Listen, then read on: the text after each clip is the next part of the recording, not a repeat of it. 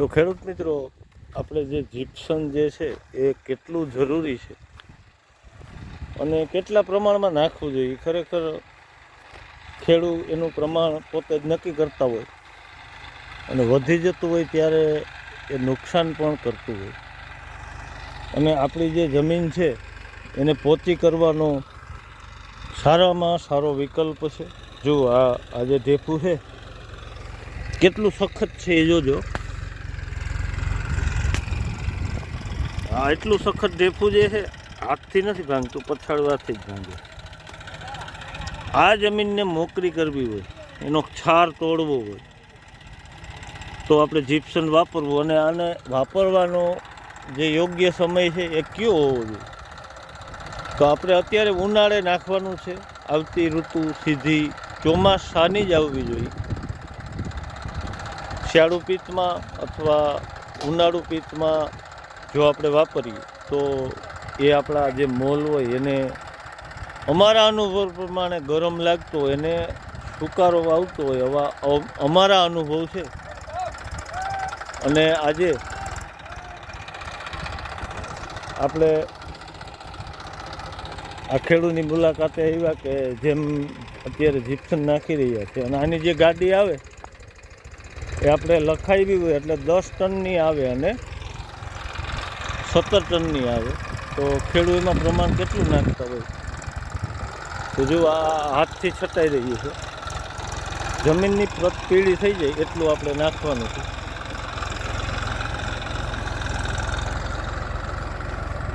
જે આ રીતે છટાઈ રહ્યું છે.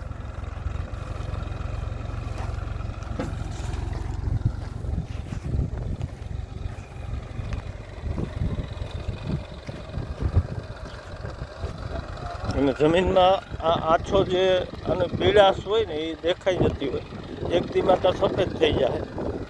અને પવન વરાણી આ સાઈડ વધારે આવતું હોય છે ઓઇલી સાઈડ કરતાં. તો આપણે આ સાઈડ કદાચ 3 ચાસ વધુ રાખો તો હાલે. ફૂલ 12 ચાસમાં આ રીતે હાલી રહી છે.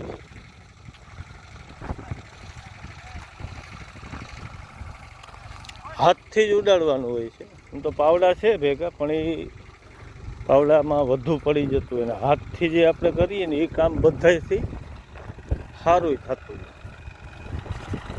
અને જમીનમાં કદાચ 3 વર્ષ જુઓ આ પહોંચ્યા આકેલા છે. આ લીટો જે દેખાય ને આ ચિકાસની સાબિત, કારણ કે આમ તો ઉનાળુ પિત્ત હમણાં જ આપણે લીધું હતું. ઉનાળુ પિત્ત કાઢી અને પંચી હાકેલા. આપણે ડોડિયા રોહિતભાઈની વાડી છે, તે પોતે જ જાતે ખેતી કરે છે અને ટ્રેક્ટર ચલાવી રહ્યા છે. અને આ રીતે મસ્ત જીપ્સમ છટાઈ રહ્યું છે.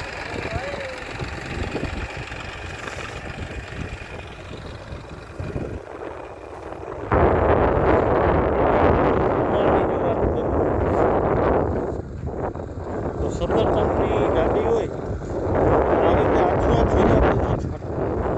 આથી વધુ છાંટતા નહીં. જો આ કદાચ વધારે દેખાય આટલું નથી નાખવાનું. આછી પ્લસ જો એટલું જ નાખવાનું.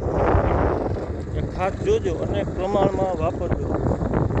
10 ટનની ગાડી હોય અને 30 વીઘામાં કદાચ છાંટી દો તો ચાલે. અને 2-3 ખેડૂ હૈયારી આપણે ગાડી મગવી દઈએ. અને ગાડી કેવડી આવશે તો આવે તો ખબર પડે. 10 ટનની આવે, 17ની આવે એટલે કે હાલો ઉતારવા 17 ટનની ગાડી આવી.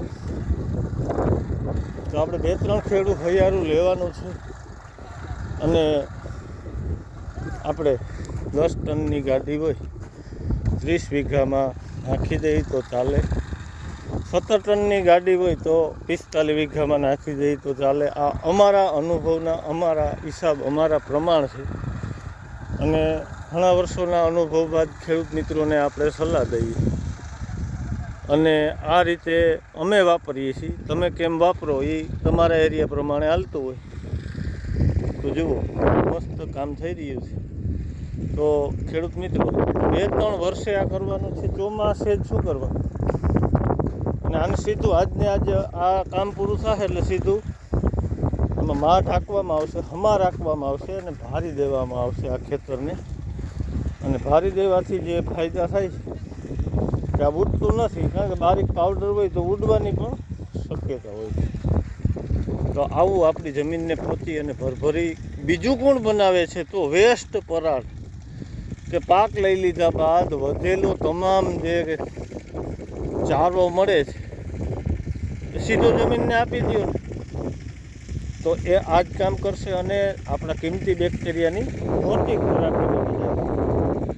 ઊંડા જેવા જીવ આવી અને આપણા મૂળને નુકસાન ન કરતા તે ખાલી વેસ્ટ પરાળમાંથી નભી જાય અને આપણી ખેતીને સમૃદ્ધ કરવા માટે આપણે બંને વાપરી શકીએ.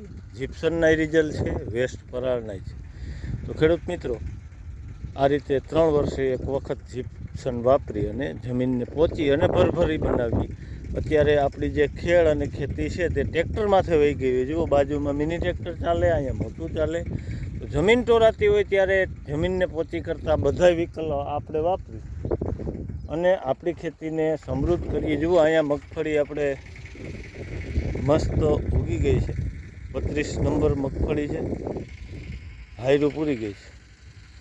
ખેતી ખેડૂત કાયમી મહેનત કરીને કરતો હોય અને ખેડૂતને ભાવ ન મળે તો અહીં અફસોસ થતો હોય. તો ખેડૂત મિત્રો, ખાસ આ જીપ્સન આ રીતે વાપરવું. જય હિન્દ, જય કિસાન.